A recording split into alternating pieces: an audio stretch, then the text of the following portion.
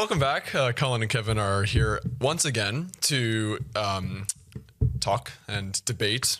I think this will be probably maybe more of an open discussion, maybe in a sense. It's going to be a full-on screaming match. Full-on screaming match. We can do that too. Today we're going to be talking about a bit of an interesting topic: self-checkout, self-automation, doing everything yourself. What are the benefits? Good or bad? Good or bad? Pros and cons. Cons. So let's jump into it. Wow. Let's talk about self-checkout, because that is I'm trying to think when did self-checkout become a thing? I'm trying to kind of go back in my memory, since I'm a little younger. So I can recall like being like a little kid and maybe kind of picturing like when Target was still here in Brandon. I remember seeing some self-checkout there as Target, but that is about as far back as I can recall. So we're talking about 10, 15 years. I would think it would be a little even more than that. I'm trying to remember when I first ran into a self-checkout, and it just happened so gradually, and not all the stores did it at all. So they worked it in so that we barely even noticed it. Almost like it was part of their plan. It was all part of the deep state. But it followed also, there was a general trend towards automation, like even the instant teller at the bank. There was a day when you had to talk to a human being in order to interact with a bank, and then that all went by the wayside. So and then self-checkouts seemed to follow suit. So it all seemed to be part of a bigger trend. Yeah. And so I kind of went along with it. But personally, when it comes to self-checkouts, it all depends how many things I'm holding on to. If I got a full shopping cart, I'm not self-checkouting. If I got two things, I'm self-checkouting. So it's tough, good or bad. It's tough to come on one side or the other, because I think it depends how much things I have. But in general, the idea of self-checkouts, I'm fully 100% in support of them, because it represents a faster way to accomplish what I need to get done. And that's that's top of mind all the time, is how can I be more efficient? How can I get more of what I need to do done? So I've always been for self-checkouts, but I know that there is a sentiment out there that is along the lines of, I don't work in this store. Why am I doing store work for them when they should be doing what they are supposed to do? Versus me, so, and I get that, but I don't think stores are doing it because they are being pressured. I think they're doing it because they want to offer a level of convenience to people that only need one or two items. And so on that basis, there's more we can talk about it, obviously, but I'll let you get a couple words in here just a second. No, I'm kidding. What do you think about, there's subtle, but just in general, what are your overall thoughts of it? I am hugely in favor of them. I think they offer so many benefits to a lot of simple problems let's say, for example, now I'm not going to name names, but just for legal reasons, but I shop at some grocery stores. What does it sound like? Oh, I'm kidding. What does it rhyme with? Yeah, what does it rhyme with? No.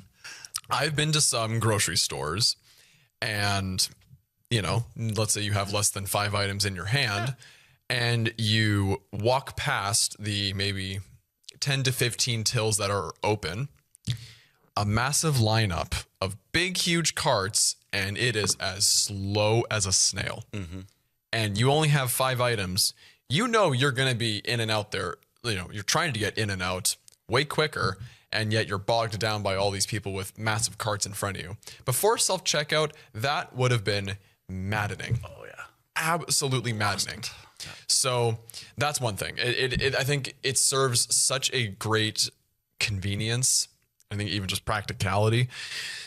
And I look at it as maybe, they exist in all generations, but I feel like you're coming across a lot more people in the younger generations that are either introverted, have social anxiety, or both. Self-checkout is Perfect.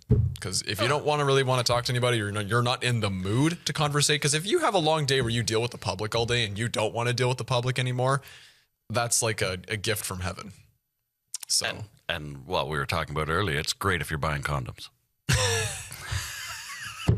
okay.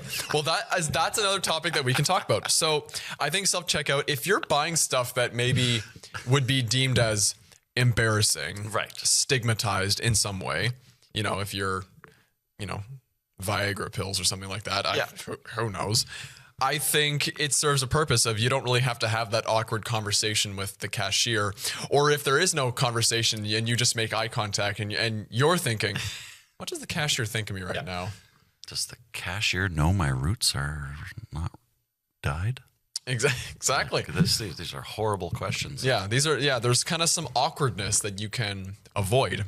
So I think, and I mean, for some teenagers, like, for example, feminine hygiene products. Oh, yeah. That can be embarrassing for people who need them. So I think it serves a great purpose there. But I guess there are some downsides.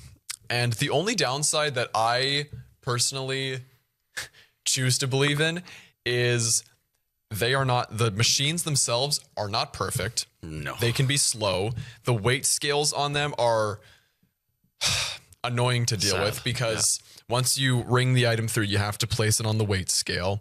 But make sure that you don't place it too gently or you don't accidentally set one of your bags down with your items, because then that throws everything down and it doesn't even let you continue to scan your items. And sometimes it'll just block you and then the little yellow light flashes and then you have to wait, and then you have to kind of stand there awkwardly like a lost puppy waiting for one of the attendants to come and sort things out. And try not to look guilty. Yeah, because exactly. Everybody else can see that flashing attendant light sign. I'm not shoplifting. And you're just standing there going, now everybody thinks I'm trying to rip this place off. That's super. Who wouldn't want to feel like that, right?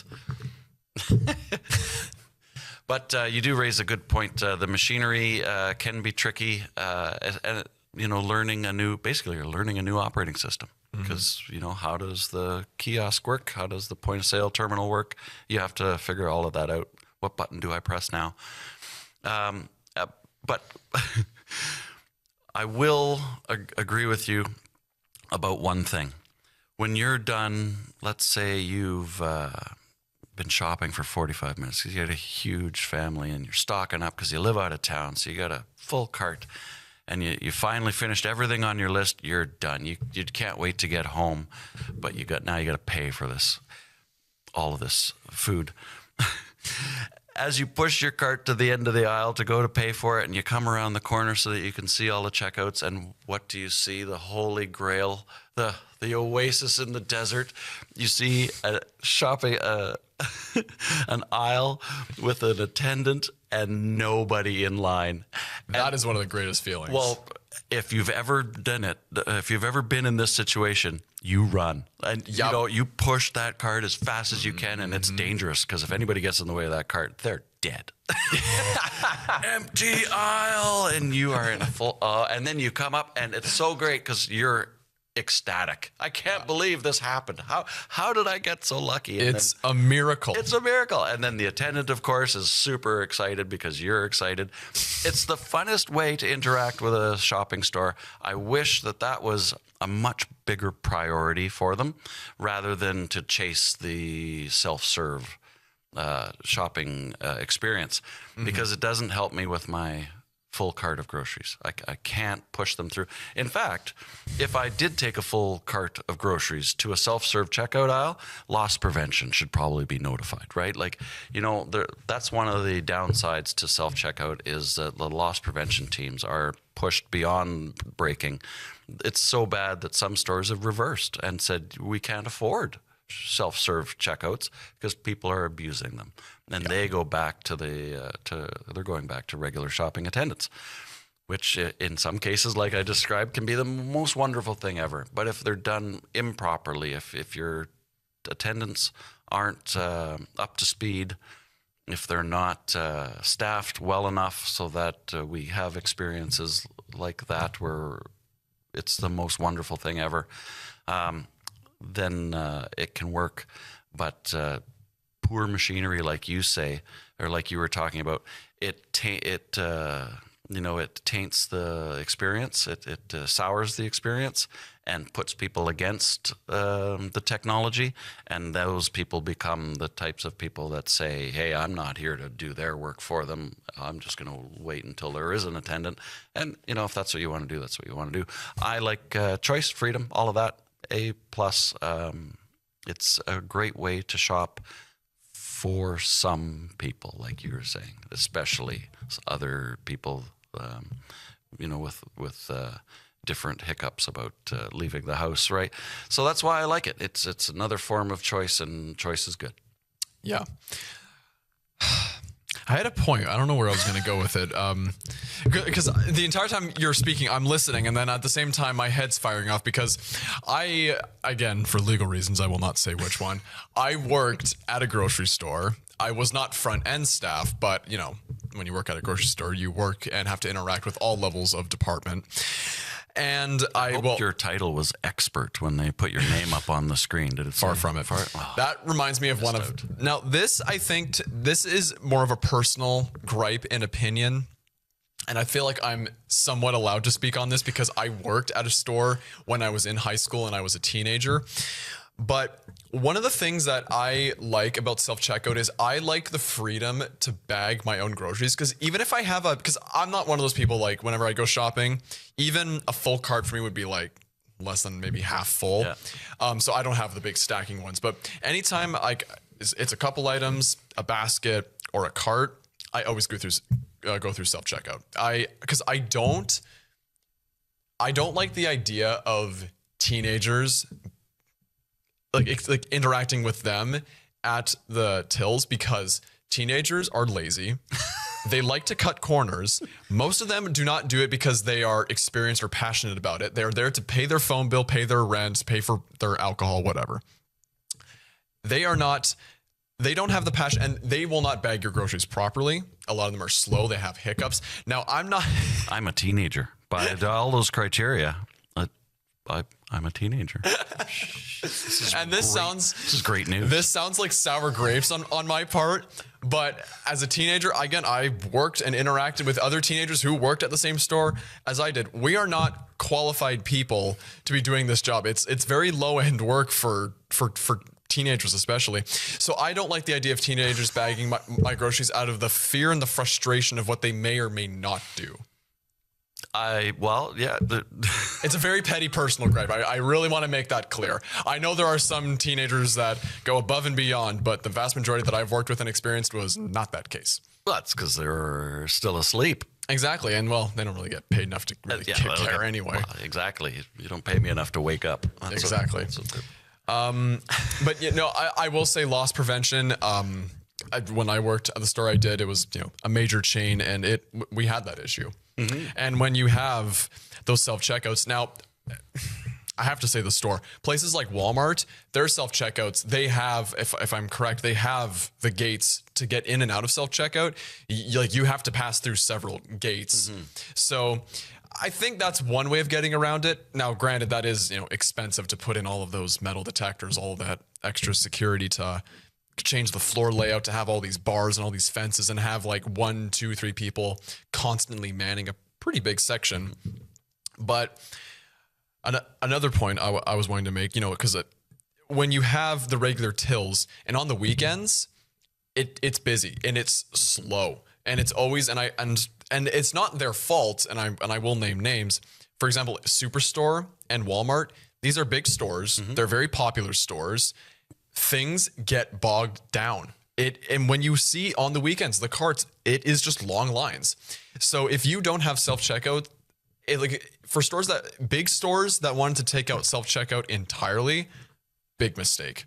Because I think the weekends, especially the 5 o'clock rush every single day, that frustrates people. Mm-hmm. Every single person who's standing in line, every single one of them is frustrated, but they'll just have a neutral face, or they'll, just be like, hoo-hoo, just waiting. Yeah. On the inside, they want to kill everybody. Well, thank God for phones. Thank God for phones. Yeah. It offers you a distraction. If back in the 80s, what were you going to do? Just Oh, we would have been tearing each other apart. Exactly. Or you just bring a magazine with you, I guess. Or read the magazines on all the Magazine? little... What's a magazine? What's a magazine? I don't know. But you could read all the magazines on like the kiosks as you kind of slowly... Yeah, that's why they put them at the aisles, because you got nothing better to do. You're going to read the Inquirer. It's brilliant. Almost like they've planned it out for us to try and take advantage of our weaknesses. Well, here, actually, I'll propose to you a question here. Would you choose... Okay, so let's say you're shopping and you have these two choices here, okay? Would you rather choose the option where there is a long queue for self-checkout, but there's actually somehow like very little to no queue for an attendant, like through like a till? What do you choose there? Because we're both pretty pro self-checkout. Right. So would you still man the self-checkout even if there was a longer queue, but maybe not as much of a long queue on the normal tills? Well, and I am guilty of experience. Remember the Holy Grail scenario that I was describing? I have, picked up my one bag of chips for the hockey game and trying to run out through self-checkout to get back in time for puck drop. And I've seen the Holy Grail, where it's an empty aisle with an attendant waiting for somebody to come and pay for their things. And because it's the oasis in the desert, I always have to use it because... to not use it, it's so rare. It's such a hardly ever happens. So when you do see it, you do use it. So I guess my answer would have to be I would use the attendant, but it would have to be a very small line. It would have to be a Holy Grail line. I'm quite stubborn. I almost always choose the self-checkout. Really? I think honestly, in the last maybe 2-3 years, the only time I've ever gone through the normal tills is if I've been waiting in the self-checkout line and one of those front-end staff like forces me, like directs me saying, okay, we're going to send you through here. You go through there. You go through there. That's one of the only times I've been through the tills is when they kind of made me. When they made you. But just think how sad the attendant was. They probably thought you hated them as you looked down there. Sorry, I'm going to use self-checkout. Well, if they were a teenager, then absolutely not. Well, yeah, teenager. Probably used to it. It reminds them of high school. Yeah, exactly. But automation in general, I think, is like the instant teller. I think it's the way of the world. A couple other big names have embraced automation. McDonald's being one of them in the States. So you can go and have a family meal now, and with no human interaction whatsoever, other than the other customers, of course. Yeah. So it's an interesting time, and I think self-driving cars being a thing, I think automation is the way of the future, because let's be honest. We were just talking about different experiences with self-serve checkouts. Different attitudes that you can get when you encounter angry teenagers, and. And I suspect that automation is probably a tool that has multiple fronts, or fighting multiple fronts, and one of those fronts is negative human interactions, and another front is costs, and another front is convenience. And I think self-serve shopping tries to address all of those points. And how successful they are is depends individually on how well it's installed, how well it's used. Whether there's somebody directing traffic, you have to go here. Maybe that was necessary because they were being overwhelmed with shoppers. So it's tough to know whether that was appropriate in that circumstance. But I like that automation is giving us an option. If you want a waitress to come to your table, you go to that restaurant. If you want the robot to come to your table, you go to that restaurant. Choice is good. So automation, I like it. I think it's going to solve a lot of our problems. Some people have even said that self-driving will mean the end of stoplights and street signs. Like we'll all the cars. That's a scary thought. Yeah, the cars will approach an intersection, wirelessly communicate with each other, and then they'll decide who's going to go through the intersection at what time, so that the cars will just slow down because they know that they can't go through the intersection until the clock says that. So they slow down until the clock says that, and then they go through the intersection. And they know that none of the other cars are going to be there because they've all talked to each other and agreed that you can do it that time, you can have the intersection that time. So there's so many benefits that we don't even know about that automation is going to bring to us that to just discount self-serve shopping is horrible. I think that's a little premature, a little quick to judge. And yeah, there's going to be hiccups. There's hiccups in everything. Any new product is going to face a technological hurdle. We didn't think of that. The space shuttle program is an excellent example of frontier science running into reality. And then a bunch of smart engineers go, oh yeah, we didn't think of that. Nobody said it was going to be cold. But it's just an example of, there's growing pains, right? Self-serve shopping. Some people love it, some people hate it. And that's perfectly natural because there are different installations using different methods. So you might like that one and not like that one.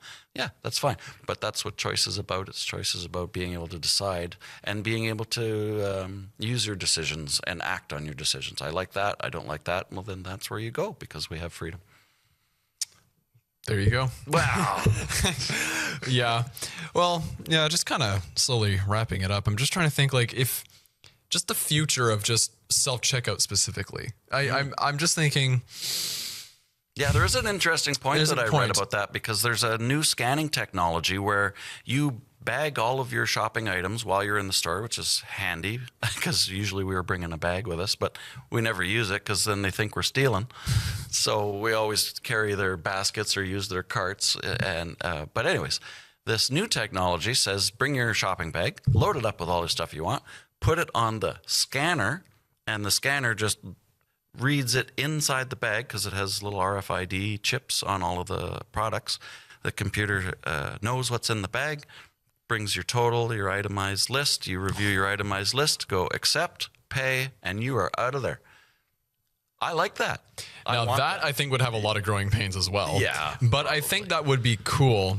I just think even in the bag with all the items stacked all unevenly and all the barcodes facing in different directions, I'm surprised that they'd be able to. Well, this is tap technology. So the tap chip that's in your phone that enables you to communicate with another electronic device and exchange information is the exact same technology that all of your grocery. Now, the cost is the major barrier because you put an RFID chip on every package. Yeah, it goes. But the other neat thing is mass production lowers price. Yep. So if they start making billions of these instead of just millions of RFID chips, the price goes down, and maybe all of a sudden we can afford this technology. I suspect it's just a matter of time before somebody says we can't not afford to use this technology. Then economy of scale will kick in, and it might not be such a financial burden, hopefully. Do you think that this is the time that we should be telling cashiers to change their jobs? In light of everything that we've been talking about? Well, you know what? That is a great topic for an AI question that we could do on another show. Is AI the savior or is it the death knell of modern, basically industry, right? Because industry is about putting people into productive positions of productivity. And if AI comes along and says, hey, we can do all that productivity for you, where does that leave the people? And then who are the people that are most vulnerable? And I think there's always going to be a niche market for a human to human interaction, especially, when things aren't working right. The bottle says $4, but the till says $8. I need to speak with somebody now. And that's going to be the level of customer service, customer interaction that is never going to be obsolete because there's always going to be problems. There's always going to be misunderstanding between the computer and the person. And the only way to get past it is with another person who knows the ins and outs of the computer machine that can get you past the hurdle that's got you stopped.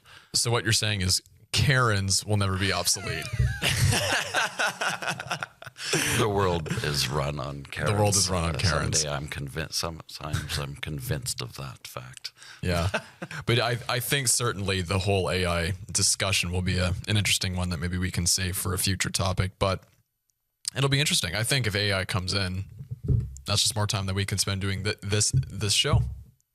Well, you raise a great point. Once the AI removes the drudgery and the repetition out of our lives, does it free us up to do creative projects that we could otherwise have like wouldn't? a third, fourth, and fifth renaissance. Exactly. It could just happen. Imagine that. Yeah. Well, and then fun thing is that we're steering the boat. We are the architects, and we are able to decide which direction we go. However, the world is more than just you and me, so we do have to worry about what some people are going to decide to do with it. But the advantages of freeing us from the drudgery of life, like, you worked in retail, grocery, looking back on it now, good time, or you could not wait to get as far away from there as possible? Which side of it would you lean on? 25-75. 25. I liked it. I was fortunate enough. My mom and I, Yeah. we worked in the same department, and pretty much everyone I had in my department was awesome. If I worked maybe in some different departments, maybe I'd be more get me out of here. But I generally had a good time. But at the same time, I don't know. You couldn't help but feel AI could probably find a way to do this. Well, my experience with retail, it wasn't grocery, but it was big box retail. And my experience when I left that company was I want a job where I never have to interact with the public again. And it was a sales environment, right? Like, people just, what aisle is this on? That was the level of technical prowess I needed to do that job. It was low skill. And yeah, still at the end of, I think I was there for 4 years. At the end of it, I don't care what job I do as long as I don't have to interact with the public. I can recall feeling kind of the same way. Like, I would interact with the public all day, and then I wanted nothing more to just be alone after that. But now I have a job where I don't interact with too many people, and I'm kind of isolated in a sense. Yeah. But then you kind of feel the what's the pendulum. The pendulum kind of swung the other way. So it's all about finding a balance, and you have to wonder maybe if the self-checkout and then maybe the AI will that swing the pendulum too far? Because as humans, we have a fun, we know how to do. We have a fun propensity to kind of swing the pendulum too hard one way, then overcorrect it and swing it too hard the other way. Well, why react when you can overreact? Exactly. Yeah, makes perfect politics. sense. But we're not talking about politics today. No, that's a different episode. Yeah, we've talked about that. We've done plenty of this. Is, I think, actually the first political episode we haven't done. Non-political episode. Non-political, yeah. Although AI probably will run into politics at some point. Yeah, that's already politicized. And automation, there's still it's a political question. Letting self-driving be a legal thing. Like right now, we're not allowed to let self-driving you can't take a nap in your car while it's driving you to work. That is still illegal. But it won't be forever. No. Be a huge political decision when it finally switches from one to the other. It's going to be massive. And there's so many people on each side that how could it not be political? Right? Because someone's going to promise their base one thing and someone's going to promise their base another thing. Mm-hmm. And the two are going to have to reconcile eventually because it's coming. Technology's coming. There's nothing we can do about it. All we have to do is figure out how to protect ourselves from those who would use it for bad. And that way we can just concentrate on having the benefits of the good. And I think that's a really good way to send off the episode because we're out of time. Already, we're out of time. Where did it all go? But I think that's a good teaser for some future episodes. But we're out of time. So what do you think about self-checkout? What do you think about AI doing everything ourselves? You can send us an email at wcgtv@westmancom.com and let us know your thoughts about it. But for now, from Kevin and Colin, thank you for watching today's episode, and we'll see you soon.